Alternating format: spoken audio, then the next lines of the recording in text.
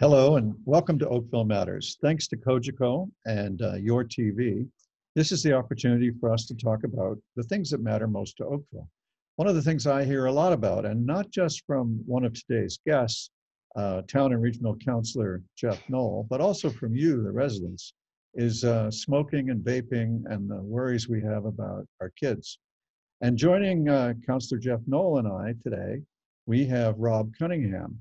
And Mr. Cunningham, you've got so many credentials, I don't know which one to list first. And I'll just start you off with, you've been fighting smoking for a pretty long time, more than 3 decades, as I understand it. So how's it going? Well, certainly, I have been working. I work for the Canadian Cancer Society. I'm a lawyer by background. I'm a senior policy analyst. We've seen tremendous progress in reducing smoking over that 30-year period, including youth smoking. But suddenly we have e-cigarettes, and these e-cigarettes among youth have just skyrocketed, and parents are very concerned. Teachers are concerned. Kids are smoking vaping in the bathroom. Many kids who would never have started to smoke. And so all the progress we've made, in a sense, we have a new generation of youth becoming addicted to nicotine-free cigarettes, and that's a huge problem. Well, it looks to me like in 5 years it's tripled, and to the point where we got like 1 in 3 of the older kids hooked on this stuff. So I'm concerned. I don't know where to start with this discussion. I'm on the one hand, actually, I do know where to start. Jeff, as long as I've known you, anti-smoking's been your crusade. Yes. And when vaping came along, I just saw, jet-assisted takeoff on that on your part. And to do your justice, it's not your only cause. You're a man full of causes. But what Jeff has done is he's shown a lot of leadership on our council and kind of pushed through. I can't say single-handedly because it was unanimous, right. But nevertheless, he was the one pushing an anti-vaping move where he'd noticed that the vape material sellers were not behaving, and we don't have a lot of power in this area except around licensing. Yeah. And so I will, you warn me if I've got this wrong, but I would summarize what Jeff has got council to agree to is a three strikes and you're out business licensing enforcement angle here to try to reduce sales to kids. Yeah. But we all know that when you do that, the kids just sell it to other kids, and the problem continues to grow. So in our conversation today, I'd like us to move beyond regulating the merchants to how can we push this rock higher up the hill? Well, can I speak to that for one moment? There's no question that the bigger piece is how do you denormalize what has become almost a normal practice amongst young people now, but supply is a big part of that. And particularly in the vaping world, because the province created the regulations under the Smoke-Free Ontario Act that essentially regulated the sale of the products, but put no teeth in it. If retailers sell cigarettes to children, they can lose their license under the provincial legislation. They didn't provide that same coverage for vape devices and e-cigarettes. So what we have is a situation right now, it's like the Wild West. We have stores that are almost openly selling these products to children and treating the fines as a cost of doing business.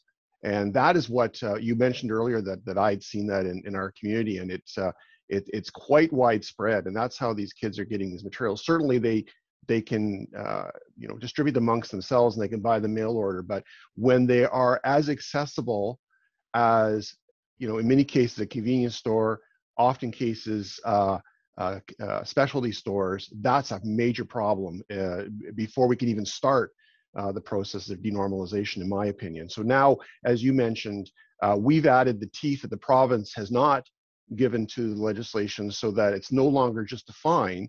If you are fined, if you are found guilty of selling to minors, there's progressive discipline to the point where at 3 strikes, you're no longer able to sell these products in Oakville. So we could talk about how this works because we've got, there's a fee now Yeah. and municipalities have to strike their fees based on costs. But I don't want to waste a good guest like Rob here. I want to know what more can we do? And probably we should come back after we touch on that to talk about how our measure works. Mhm. But Rob, is there more we can do? First, I just like to commend Jeff and you, Mr. Mayor, and all of council.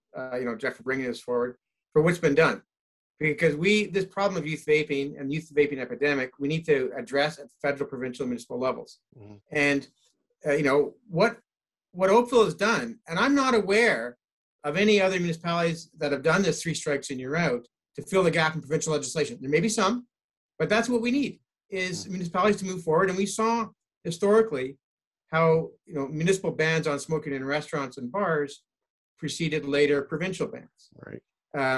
And also Oakville has adopted a ban on using e-cigarettes wherever smoking is banned, with respect to municipal bylaws on a prior basis. Many municipalities have done that, and also provincial law has done that to the extent that provincial law deals with it, but municipal bylaws might go further. If we were on to build on what Oakville has done, there's a number of ideas. One is, we have a license fee of $191. And as you say, Mr. Mayor, there are limits as to how much that fee can be. But there are some other municipalities in Ontario that have higher fees. For example, Hamilton is over 600 and the city of Ottawa is over 900. So that might be something to examine at a future point. And also, there wasn't really time in this particular process, but to have a minimum separation distance between establishments so that we don't have, first of all, any e-cigarette or tobacco retailers near schools, close to schools, which the provincial law has not captured. Right. And also, we only need so many in town. So if you had a minimum distance of 250 or something between each one, some U.S. municipalities have done. So this would be an opportunity. No other municipality has done this in Canada, as far as I know. So somebody has to go first. In the U.S., Philadelphia, New York City, San Francisco have done it for tobacco vendors, a minimum distance between each. Beverly Hills has gone further to say that there will be no tobacco or e-cigarette vendors in Beverly Hills. Now, I don't think that's viable for Oakville. Beverly Hills population is only like 35,000, so it's a fairly small geographic territory. But I think there are opportunities to consider going forward, and I really want to commend Oakville. As Canada's best place to live, protecting youth in this way to provide an example for municipalities across the country. I think there's an opportunity. Well, Oakville has a strong instinct to lead if it can, and we have 14 or 15 years ago, we got ourselves over the hump of being afraid to say we wanted to be the best at anything. So you do get better results when you aim higher. So we'll take those things under consideration. I know we won't be able to stop Jeff from taking those things under consideration. I've already registered those ideas, so I've already concocting a plan. But can I comment? I just want to take the compliment as well for the municipality. I mean, Oakville's led the way on 2 very significant public health initiatives over the years. One of the first things that I was involved in when I was first elected in 2000 is that my at the time next door neighbor councillor Kurt Franklin co-opted me and said, "I need your help with this smoking bylaw," and we drafted and created and managed to pass through a lot of resistance, particularly from the hospitality industry, a gold standard smoking bylaw, which we were one of only 2 or 3 in the province that had the bylaw to the extent that we did. And then a few years later, we crafted and managed to pass through a lot of public resistance, but eventual acceptance, a pesticide bylaw. So we've led the way on a couple major fronts. And I always like to brag that we did such a great job that the province basically just essentially carbon copied what we did and made it provincial legislation. So yes, Oakville leads the way.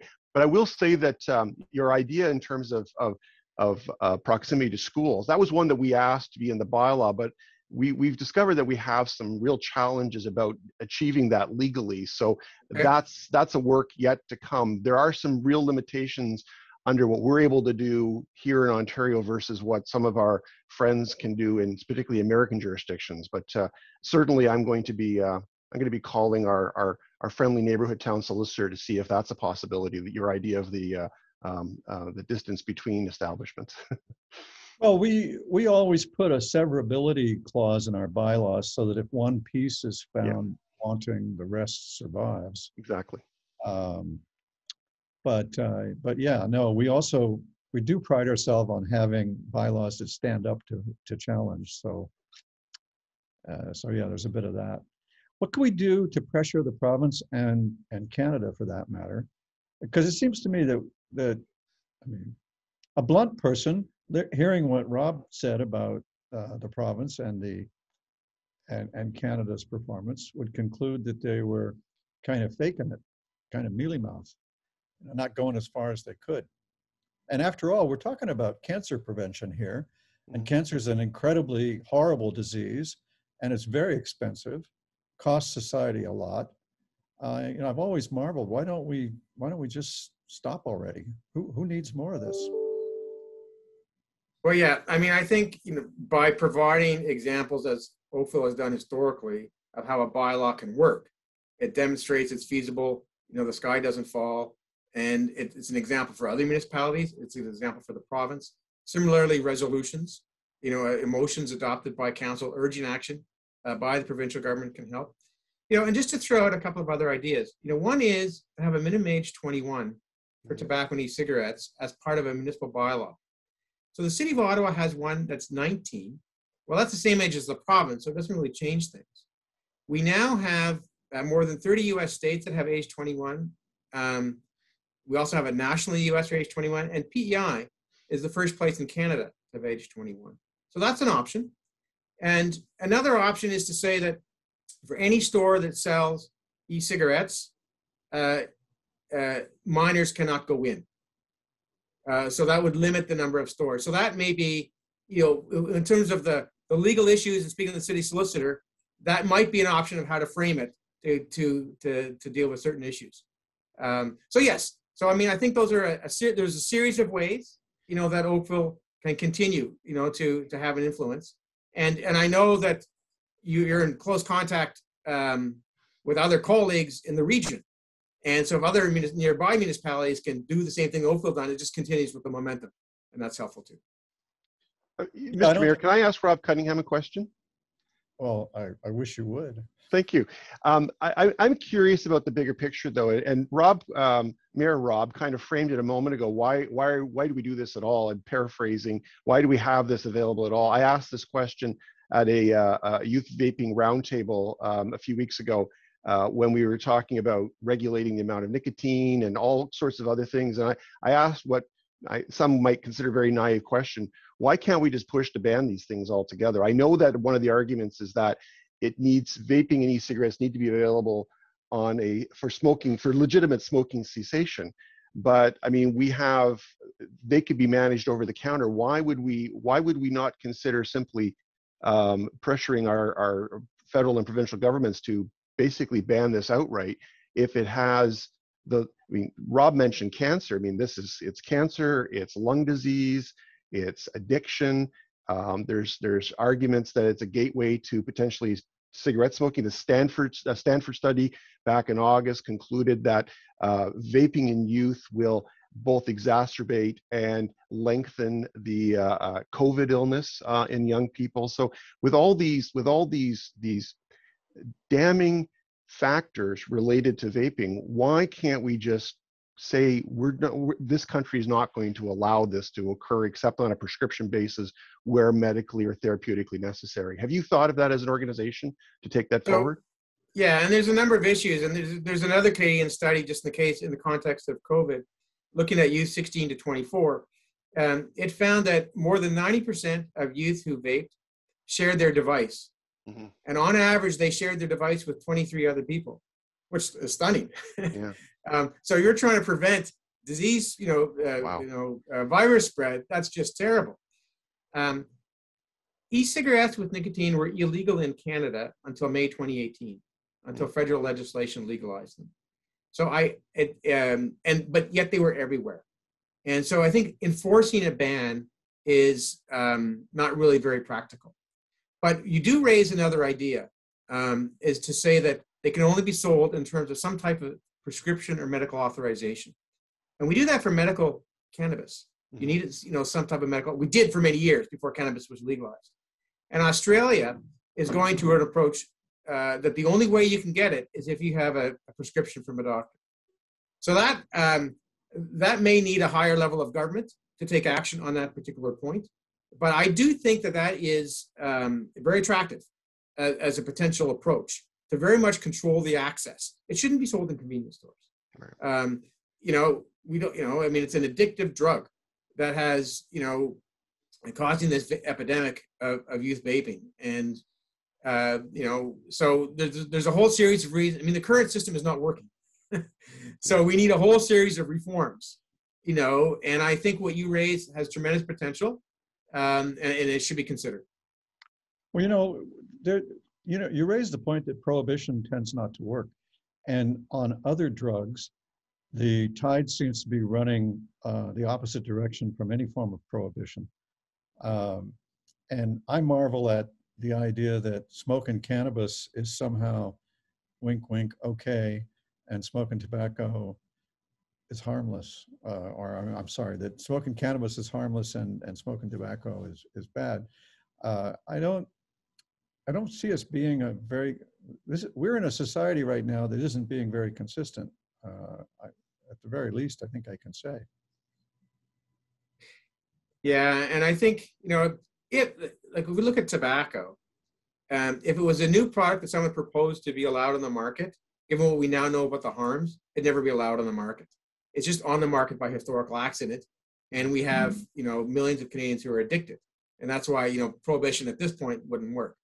E-cigarettes are a new product, and we really need to learn our lessons from the tobacco experience. And right now, it's tobacco companies that are dominating. They sell e-cigarettes also. They're really dominating, the sales in that category. And their history of marketing is just terrible, in terms of attractive marketing to kids and flavors and, misleading public statements and so on. And that's being repeated. And that's why and they organized front groups to oppose municipal bylaws, and they gave money to oppose, municipal smoking bylaws. So, I mean, what we do need is a comprehensive strategy, and it's great to see what Oakville is doing. And there is a potential for other potential measures as well. Is the claim that e-cigarettes are helpful for cessation of smoking bogus? I mean, is there any evidence to support a belief that it's even any good for that? Well, certainly some people have used these to quit. It's a different question on a population basis, whether in the aggregate, more people are quitting as a result. And that's sort of disputed. For some people, it keeps them smoking because they use both. And the most recent data is 60% of people who use e-cigarettes and who've smoked are still smoking, or smoking right now. And so that's dual use. And the evidence is for dual use, that's not reducing the harm. Has not been established. And, there are some people who have quit altogether.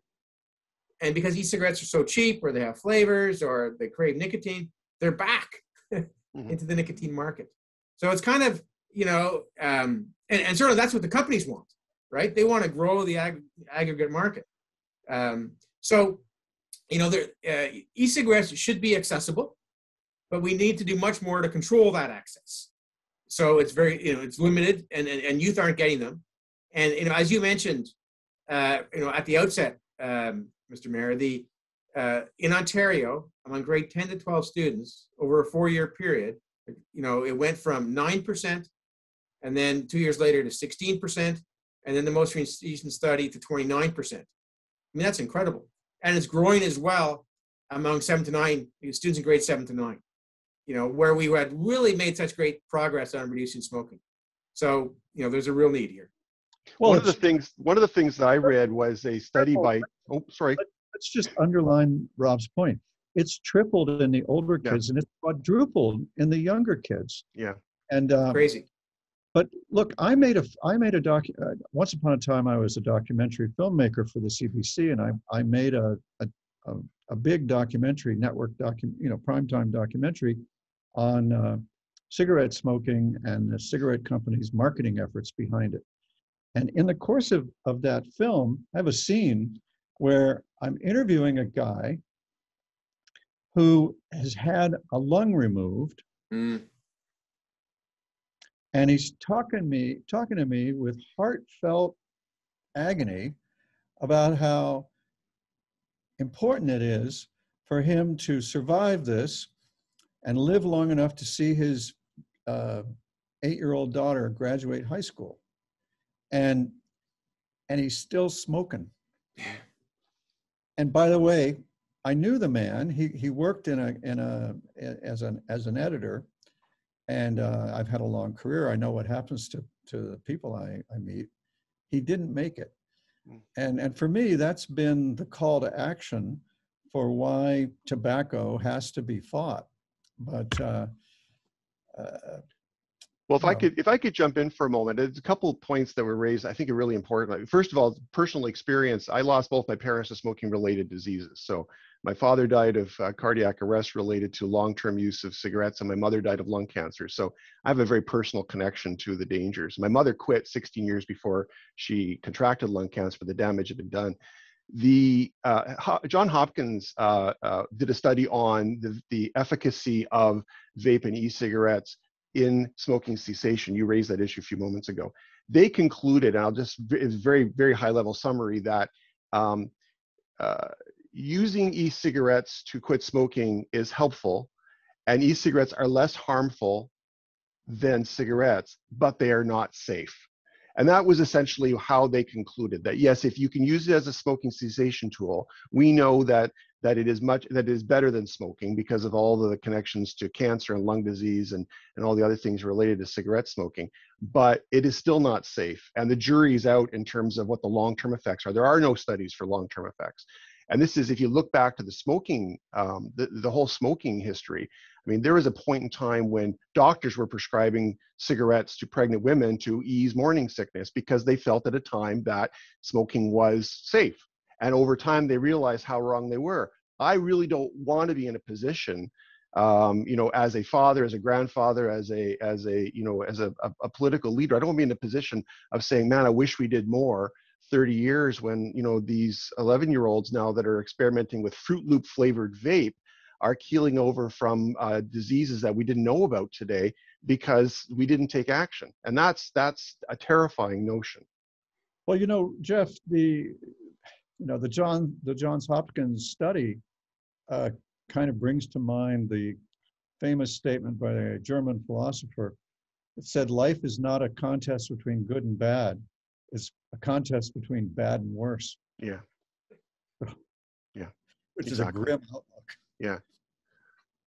So, and just to underline your point before, Mr. Mayor, about the magnitude, smoking remains a leading preventable cause of disease and death in Canada. 48,000 deaths each year.